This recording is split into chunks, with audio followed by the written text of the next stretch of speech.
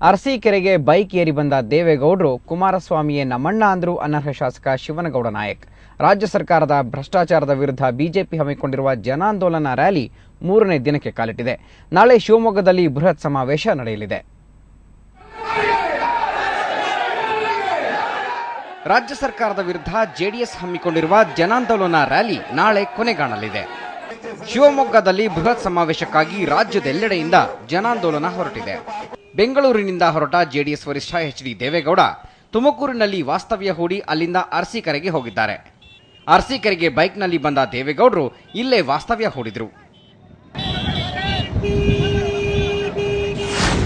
ನಾನು ಮಠದ ಸ್ವಾಮಿಗಳಿಗೆ ನಾವೇ ತಲೆಬಾಗಿ ನಮಸ್ಕಾರ ಮಾಡ್ತಾ ಇದ್ವಿ.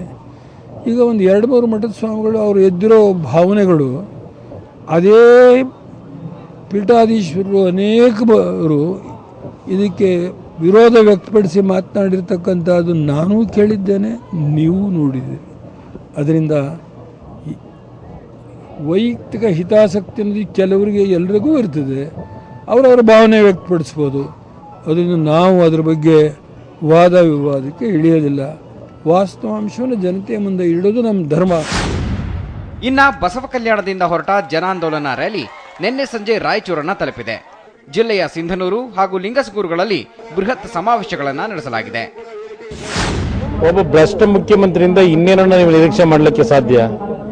ಇವತ್ತು ಭ್ರಷ್ಟ ಮುಖ್ಯಮಂತ್ರಿ ಇದ್ದಾರೆ, ಅದಕ್ಕೆ ಭ್ರಷ್ಟಾಚಾರದ ಬಗ್ಗೆ ಹೋರಾಟ ಮಾಡೋದು ಅದು ಹಾಸ್ಯಾಸ್ಪದ ಅಂತಕ್ಕಂಥದ್ದು ಅವ್ರ ಪ್ರತಿಕ್ರಿಯೆ ಕೊಟ್ಟಿರ್ಬೋದು. ಕೆಲವರು ಇದನ್ನ ಈ ಒಂದು ಭ್ರಷ್ಟಾಚಾರದ ವಿಷಯದಲ್ಲಿ ಇದು ದೇವೇಗೌಡರು ಮತ್ತು ಯಡಿಯೂರಪ್ಪನವರ ಮಧ್ಯೆ ನಡೀತಾ ಇರತಕ್ಕಂಥದ್ದು, ಇಲ್ಲ ಕುಮಾರಸ್ವಾಮಿ ಮತ್ತು ಯಡಿಯೂರಪ್ಪನ ಮಧ್ಯೆ ನಡೀತಾ ಇರತಕ್ಕಂಥ ಒಂದು ಸಂಘರ್ಷ ಅಂತಕ್ಕಂಥ ಭಾವನೆ ಇದೆ. ಜನಾಂದೋಲನದಲ್ಲಿ ಪ್ರತ್ಯಕ್ಷರಾದ ಅನರ್ಹ ಶಾಸಕ ಶಿವನಗೌಡ ನಾಯಕ್ ಡಾಕ್ಟರ್ ರಾಜ್ಕುಮಾರ್ ನಂತರ ಕುಮಾರಸ್ವಾಮಿಯೇ ಕರ್ನಾಟಕಕ್ಕೆ ಅಣ್ಣ ಎಂದರು.